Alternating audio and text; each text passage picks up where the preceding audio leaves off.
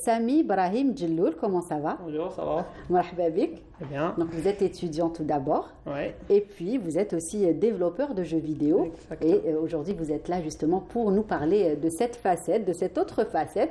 Donc les enfants jouent aux jeux vidéo, les adultes aussi, mais il y a des personnes qui les font. Et donc vous êtes là justement pour nous parler de cette spécialité, de ce métier. J'imagine que ça peut être un métier aussi aujourd'hui. Oui, et donc vous allez tout nous dire. Quand vous étiez petit, vous passiez beaucoup de temps justement à jouer à vos consoles. Oui, bon. Est-ce que vous aviez des situations de conflit, j'ai envie de dire, avec vos parents? C'est-à-dire qu'ils vous disaient arrête, c'est trop. Absolument, oui. Bon, ça ne vous a pas empêché d'avoir votre bac, d'être étudiant? Bon, ça remonte le moral. Justement, comme tous les jeunes d'aujourd'hui, je pense qu'ils ont tous été intéressés par ce domaine, par le gaming. Tous concernés par, oui. Et voilà, donc dans le début, mes parents me disaient que, voilà, dans les périodes de l'école, il n'y a pas de jeux vidéo. Une interdiction. Après, on a dit que voilà, moi je veux jouer et j'étais un bon élève, voilà. Donc je veux jouer. Donc on a fait un petit plan, si on va dire. Donc quand je vais à la maison, je vais étudier pendant 1 heure, après je pourrai jouer. Donc comme ça, je vais continuer mes études et je vais faire ce que je veux en même temps. Donc je pense que ce plan est vraiment important pour que les parents implémentent, pour que ça prenne pas tout leur temps, mais aussi ne pas interdire ne pas interdire l'enfant de faire ce qu'il veut. Voilà. Il y en a un type de jeu vidéo qui s'appelle Serious Games. Donc c'est les jeux sérieux. Donc c'est quoi ce genre de jeu vidéo? Donc ce qu'il fait, c'est il simule des situations réelles, comme par exemple le pilote d'avion. Il en a des simulations pour qu'il soit à l'aise lors d'un vrai vol. Lors d'un vrai vol. Il y en a aussi des jeux que les enfants vont jouer pour apprendre des langues, pour apprendre la mathématique. Donc ça exploite le concept de l'accomplissement. Donc vous pouvez jouer même dans, par exemple, des jeux de combat. Donc je veux faire des dégâts à mon ennemi, je dois compléter cette phrase mathématique. Voilà. Comme ça, je vais faire des dégâts. Donc à partir de ça, il va apprendre. Et surtout, ça va être obligé pour lui de faire ça. Donc, it's not a chore. Donc il va aimer jouer, il va apprendre en même temps. Tout à fait. C'était facile pour vous de passer des devoirs aux jeux vidéo ou le contraire? Pour ma situation. Vous aviez cette... Alors, j'aimais beaucoup jouer. Voilà. Et ça m'a motivé. Donc, je voulais étudier pour que ça sera bien. Et je pourrais après jouer. D'accord, très bien. Et donc, ce qui vous a mené aujourd'hui à développer des jeux vidéo au sein de votre fac, au sein de votre club? C'est un club scientifique. En fait, c'est le premier club scientifique en Algérie, à l'USTHP. Donc, ce qu'on fait, notre but, c'est de vulgariser l'informatique aux étudiants et tout le monde qui est intéressé. Dans ce club, on a une section qui s'appelle Game Dev, donc le développement du vidéo. Et dans cette section, ce qu'on fait, c'est on développe des jeux entre amis, entre membres de club, pour vulgariser ce domaine aux gens. Donc, on développe des jeux fun. Quel genre de jeu vous développez? Voilà. Donc, il faut savoir que dans les jeux vidéo, il y a deux types de jeux. Donc, il y a des AAA. AAA games, c'est des jeux qui sont développés par des grandes sociétés comme dans des grandes sociétés de développement. Il y en a aussi des indie games. Donc, indie games, c'est quoi? C'est des jeux qui sont développés par 2-3 personnes, donc des petites équipes. Des petites équipes avec des vraiment petits budgets. Petit budget, petit moyen aussi. Voilà. D'accord. Donc, nous, on développe des indie games. Voilà. Donc, on est des amis. Inch'Allah, vous allez passer de l'autre côté, c'est tout ce qu'on vous souhaite. Donc, on a une idée, que ce soit éducatif, que ce soit juste pour le fun. Après, on développe nos modèles 3D, donc ce qu'on voit dans le jeu. Donc, il y a une table, il y a une chaise, il y a un frigo. On va le modéliser. Après, on va l'amener sur un game engine. Le game engine, c'est le moteur de jeu, ce qui fait la logique du jeu. Donc, on va le coder. Ça demande aussi un peu de codage dans l'informatique. Et voilà, comme ça, on a un jeu. On peut présenter, des gens peuvent jouer. Et justement, vous là, concrètement, combien de jeux vous avez développés, j'ai envie de dire, avec votre équipe, et quels jeux? Un ou deux. Est-ce qu'ils ont un nom, j'imagine? Bon, moi j'ai rejoint le club l'année passée, D'accord. mais c'est depuis sa création, le club développe des jeux. Voilà. Donc ils entrent dans des compétitions mondiales, nationales. D'accord, justement, vous participez à des concours. Voilà, donc je vais vous parler d'une compétition qu'on a participé. Le problème, c'était de développer une solution digitale pour les catastrophes naturelles.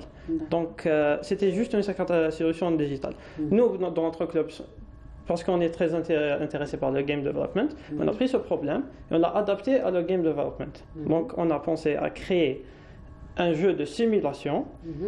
C'est quand le joueur joue ce jeu, il développe des réflexes au jour de la catastrophe. Donc, par exemple, il y a un niveau où il est dans la maison, il est en train de marcher. Il y a un tremblement de terre qui arrive, une simulation de tremblement de terre, donc c'est aussi en VR surtout, c'est pour bien immerser le joueur. Dans la situation. Voilà. Donc il aura des tâches à faire. Par exemple, s'il monte dans les escaliers, il y aura un grand warning comme ça, donc c'est dangereux, il ne faut pas faire ça.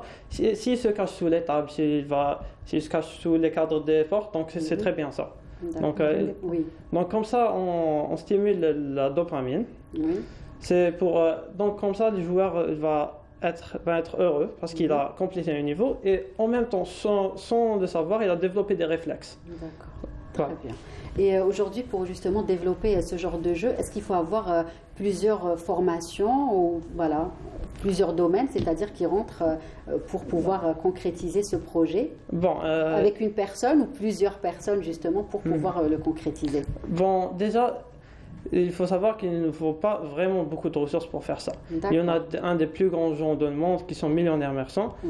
Il a été développé par une seule personne, donc tout a été fait normalement. Donc ici en Algérie, il n'y a pas une formation professionnelle pour faire ça. Donc on ne peut pas se former dans une école. Dans une université, mais ce n'est pas du tout un problème. Donc aujourd'hui, on est en 2021, il y a beaucoup de ressources en ligne. Donc il suffit juste d'avoir un PC et regarder les tutoriels sur YouTube. Et voilà, donc vous pouvez vous former vous-même et vous n'avez besoin de aucun... Il faut avoir certaines notions quand même, d'informatique peut-être, de... Bon, c'est vraiment simple. Donc l'informatique qui est dans le game development, tout est logique. Donc il faut savoir, moi je veux quand cette porte s'ouvre, il y en a, je ne sais pas, quelque chose va tomber. Donc je vais dire si cette porte s'ouvre, ça tombe. Donc c'est logique. Il n'y a pas de quelque chose de compliqué à savoir. Bon, si on veut développer des jeux plus compliqués, il y aura quelques notions qu'il faut savoir. Il y a aussi quelques notions de physique, pas vraiment de maths. C'est un stéréotype que tout le monde dit, il faut de maths pour développer des jeux vidéo. C'est pas du tout vrai. Dit qu'il faut être super intelligent. On a tendance à... C'est un monde un petit peu opaque et on a tendance à dire que c'est super compliqué, qu'il faut être un petit génie pour pouvoir faire ça. C'est des idées reçues, c'est juste qu'il faut être créatif. D'accord. Il faut savoir comment implémenter ces idées. Oui, et j'imagine qu'en Algérie, on a plein de petits génies puisque vous êtes très nombreux à faire ça et à vous intéresser à ça. Voilà, donc c'est ça.